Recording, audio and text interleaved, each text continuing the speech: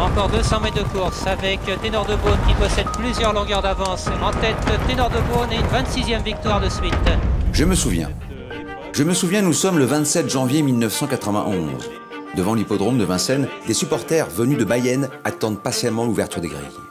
Ils veulent être au premier rang pour assister au 30e récital de Ténor de Beaune. Leur virtuose va composer sa plus grande partition dans un prix d'Amérique de légende. Ténor de Beaune n'est pas né soprano. Bernard Allopée, son éleveur, installé près de Segré, l'a acheté dans le ventre de sa mère, Colivette, une poulinière ordinaire, pleine de l'étalon Le Loir. Il est né le 18 mai 1985. Dans son pré, il gambade aux côtés d'un autre ténor, Ténor de Mareuil. Quand l'entraîneur Jean-Baptiste Bossuet rend visite à son ami Bernard Allopée, il achète la moitié des 2 poulains. Arrive le temps du débourrage, l'école du dressage. Les 2 camarades apprennent leur gamme, mais sur la piste, c'est le bruit des sabots de Ténor de Beaune qui compose la plus belle symphonie aux oreilles de son chef d'orchestre. Elle est harmonieuse, comme son physique. Jean-Baptiste Bossuet décide d'acheter l'autre moitié de son futur prodige.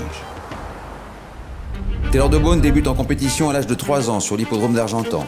Il signe une victoire nette et sans bavure. C'est le début d'une longue série de succès en province. Dans les tribunes, il se murmure déjà qu'un futur champion va bientôt débarquer à Paris.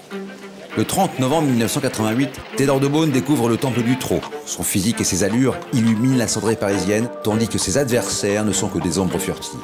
La piste de Vincennes a trouvé sa nouvelle étoile. Pour son premier meeting d'hiver, il enchaîne les victoires et marque les esprits en s'imposant dans le prix Ephrem Well, la première confrontation face aux meilleurs de sa génération. Au début du mois de mai, il se présente invaincu au départ du Critérium des 4 ans. L'impression est folle, son style inimitable, on n'avait jamais vu une telle démonstration depuis Ouvrasie. Il confirme 3 mois et demi plus tard dans le Critérium continental où il terrasse son adversaire numéro 1, Tabac Blanc. Le public de Vincennes rêve d'un combat avec le roi fainéant dans le prochain prix d'Amérique en 1990. Mais Jean-Baptiste Bossuet résiste au chant des sirènes. Il joue la carte de la sagesse. Son ténor a encore une belle année à réaliser. Sans forcer son talent, il s'impose dans le Critérium des 5 ans et le prix de l'Étoile, devant le meilleur 4 ans, Ultra Ducal. C'est une machine de guerre, un monstre de puissance.